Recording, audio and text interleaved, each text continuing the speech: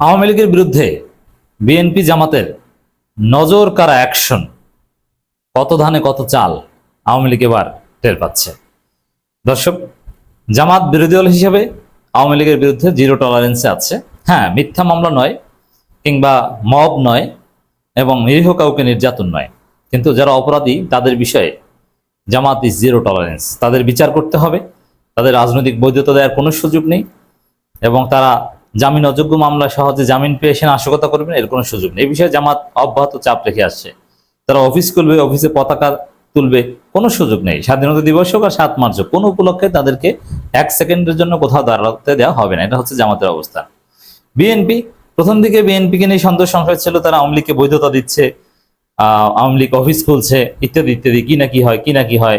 BNP ক্ষমতা এসেছে, আওয়ামী লীগ খুশিতে গদগদ। কিন্তু আবার আওয়ামী লীগ বিএনপিকে ভোট দিয়েছে, এইসব খুশি মাটির সাথে মিশে গেছে। খুশি আর খুশি নাই।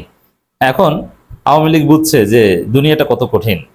17 বছর ভিন্নমত দমন করেছি, বিএনপি জামাতের উপর দমন পীড়ন চালিয়েছি, হত্যা করেছি, গণহত্যা করেছি, ক্রস ফায়ার দিয়েছি, কত কিছু করেছি। এখন মজা বুঝুক। হ্যাঁ, মজা বুঝছে। দর্শক, এখানে প্রথম দিকে সবার মধ্যেই সন্দেহ ছিল এই যে বিএনপি ক্ষমতা এসছে, আওয়ামী লীগ ফিরে আসছে।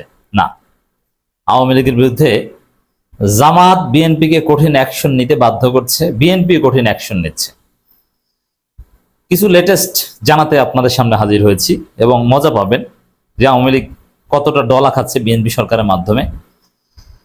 বিএনপি একটু ঢিল দিচ্ছিল, কিন্তু দেখছে যে না, পরিস্থিতি খারাপ। বিএনপির অনেক লোককে আওয়ামী লীগ হত্যা করেছে। বিএনপি প্রায় 5 জন লোককে আওয়ামী লীগ হত্যা করেছে, জাস্ট কয়েকদিনে একটু সুবিধা পেয়ে ভোট দিয়েছে। এই বিনিময়ে এলাকায় এসেই বিএনপি পেটানো শুরু করেছে। আর একটা খবর দেখেন, বিএনপি নেতাকে পানিতে চু বলেন আওয়ামী লীগ কর্মী। এর মানে আওয়ামী লীগ সুযোগ পেলেই বিএনপির উপর সবল মারে। আর বিএনপি জামাত একদম মাদক ব্যবসায়ী কিংবা স্যাসরা ছাড়া বিএনপি জামাত ওইরকম সংঘর্ষ নাই। পটুয়াখালীর বাউফলে কিছু মাদক ব্যবসায়ীর সাথে জামাতের লোকজন আর একটু সংঘর্ষ হয় বা জামাতের উপর হামলা করে, কিন্তু স্বাভাবিকভাবে সারা দেশে প্রধানমন্ত্রী পর্যায় থেকে শুরু করে কোথাও জামাতের সাথে তেমন কোন ইখতিলাফ বিএনপির নাই। এখন পর্যন্ত তারা মৌলিক লাইনে এক আছে। যতটুকু দেখছেন এটা মৌলিক কিছু না। যেমন গণভোট অধ্যাদেশ বাতিলের যে হিসাব দেখছেন, ইটস নট সিরিয়াস। গণভোট বাতিল হচ্ছে না, গণভোটের ফলাফলও বাতিল বিএনপি কখনোই করবে না। তবে বিএনপি যে দুর্বলতা রেখে দিচ্ছে সেটাকে ব্যবহার করে আদালত যদি কিছু একটা করে। তো দর্শক, আমির জামাতের সাথে তারেক রহমান মিটিং করে আশ্বস্ত করেছেন। তো এখানে সমস্যা হচ্ছে আওয়ামী লীগের সাথে। এখন দেখেন আওয়ামী লীগের বিরুদ্ধে অ্যাকশনটা কি। বিএনপি জামাত এক, যে আওয়ামী লীগকে কোনো স্পেস দেওয়া যাবে না। তো বিএনপি নেতাকে পানিতে চুবানেন আওয়ামী লীগ কর্মী। বিএনপি নেতাকে পানিতে চুবান, মজা বুঝেন। কি মজা দেখেন, আওয়ামী সাবেক প্রধান বিচারপতি খায়রুল হক বয়স বিবেচনায়, নানান বিবেচনায় জামিন পেয়েছিল। সাবেক বিচারপতিরা এরকম জেলে থাকে, আওয়ামী প্রধান বিচারপতি, it's very rare.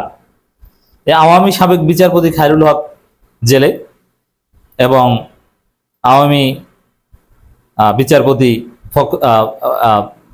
Shamsuddin Chowdhury মানিক জেলে, মুক্তির কোনো সম্ভাবনা নেই।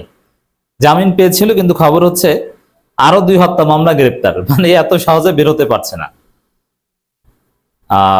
সেই আইভি, সেটা তো আছে। আওয়ামী লীগের 19 নেতাকর্মী কারাগারে।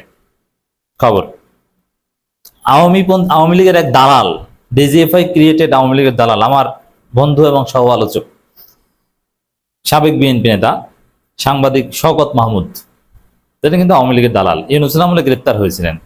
এখন আরেক মামলায় গ্রেপ্তার। মজার বিষয়, এই মামলায় আরো অনেকে জামিন পেয়েছেন। মূল বিষয় হচ্ছে যে বিএনপি এইসব আওয়ামী লেসপেন্সারদের নানানভাবে আটক করবে, এটাই হচ্ছে সত্য কথা। 111-এর কুশীলবদের ধরছে। তো দর্শক, সেই আইবি, নারায়ণগঞ্জের সাবেক মেয়র ডাক্তার সেলিনা হায়াৎ আইবি, তিনিও কিন্তু জামিন পেয়েছিলেন। অনেক কিছুই ছড়িয়েছে তার নামে, ফেসবুক পোস্ট, অমুক তমুক, এমপিদের ফাঁসি হবে, কত কিছু।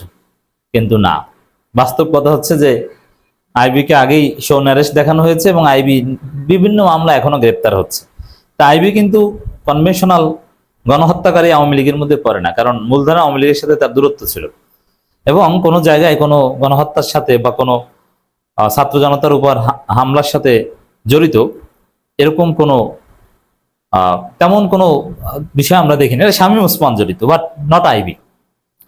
সেই জায়গায় এই আইভি মুক্তি পাচ্ছে না, তো অন্যান্য যারা আছে তারা কি মুক্তি পাবে? সবাই দৌড়ের উপর, পুরো আওয়ামী লীগ দৌড়ের উপর, ধোলাইয়ের উপর, মাইরের উপর। পুলিশ আওয়ামী লীগের লোকজনে খুঁজছে। অতএব হ্যাঁ, বিএনপির সাথে একটা ধর্মমরম সম্পর্ক ছিল ভোটের সম্পর্কের কারণে। আওয়ামী লীগের কাছ থেকে ভোট নিয়েছে, ভোট নেওয়া শেষ, এখন খেলা শেষ, এখন অন্য খেলা শুরু। তো দর্শক, আওয়ামী লীগ এবার টের পাচ্ছে কত দানে কত চাল। গণহত্যা করেছেন, বিএনপি ক্ষমতায় আসছে খুশি, বিএনপি আপনাদের টেনে ধরবে, ধরছে না। আওয়ামী বিচারপতি জামিন পাচ্ছে না, সেলিনা তাইবির মতো সুশীলই জামিন পাচ্ছে না, আর অন্য যারা রাজনৈতিক প্রয়োজনে বিএনপি আওয়ামী লীগকে ফাঁসি দিবে, জীবন তামা তামা করে দিবে। এবং ইউনূসের আমলে যতটুকু শান্তিতে ছিল তার চাইতে কঠিন পরিস্থিতি পড়ে। ইউনূসের আমলে তো শুধু পুলিশ ধরতো, আর ছাত্র জনতা একটু মাঝে মাঝে ধরতো। আর ছাত্র জনতা, এনসিপি, এরা তো আর সারা বাংলাদেশে নাই, কিন্তু বিএনপি আছে বাংলাদেশের প্রত্যেকটা ইঞ্চিতে ইঞ্চিতে। জামাত নিরীহ, জামাত কাউকে আগ বাড়িয়ে ফাও মারামারি করতে যায় না, কিন্তু বিএনপি আপনাদের জীবন তামা তামা করে দিবে। বিএনপিকে ভোট দিয়েছেন, যারা বিএনপিকে ভোট দিয়েছেন আওয়ামী লীগ হয়ে, প্রত্যেকে চাঁদা দেওয়ার জন্য প্রস্তুত হন। ব্যবসা বাণিজ্য আওয়ামী লীগ বিএনপিকে ভাগ না দিয়ে কিচ্ছু করতে পারবেন না। আর সুযোগ পেলে ওই যে বিএনপি নেতাকে পানিতে চুবাবে আওয়ামী লীগ, তারপরে আওয়ামী লীগ কঠিন ডলা খাবে। গোপালগঞ্জ বিএনপিময় হবে, জামাতের ভালো ঘাঁটি রয়েছে। গোপালগঞ্জের একটা আসনে জামাত জিতেছিল, হারিয়ে দেওয়া হয়েছে। আর একটা আসনের খবর হচ্ছে যে জামাত প্রায় জিতেছিল, দুপুর পর্যন্ত জামাতের ভোট বুথ ফেরত জরিপ বা অবজারভেশন, এটা বিএনপি দেখেছে। তারপরে আওয়ামী লীগের লোকজনের সাথে ইনস্ট্যান্ট যোগাযোগ করে হিন্দুদের, ভারতের সাথে যোগাযোগ করে হিন্দুদের মাধ্যমে ভোট দেওয়ার ব্যবস্থা করিয়েছে। শেষ পর্যন্ত বিএনপি জিতেছে, কারণ ওখানে সাধারণ জনগণের ব্যাপক সমর্থন ছিল জামাতের প্রতি।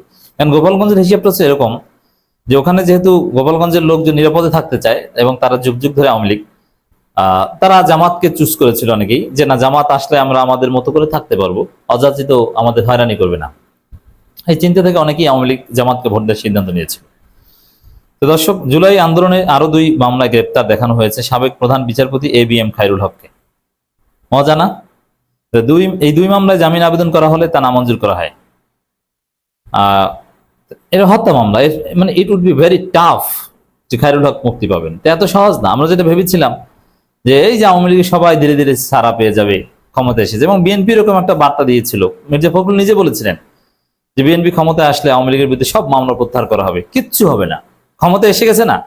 আরে ভাই, তাদের 31 দফায় বিএনপি মানছে না, 31 দফায় যে প্রতিশ্রুতি দিয়েছিল সেটাই মানছে না। আর আপনি আসছেন কোথাকার কি মামলা মুক্ত হতে। তো বিএনপির এই সময় নাই কথা দিয়ে কথা রাখার।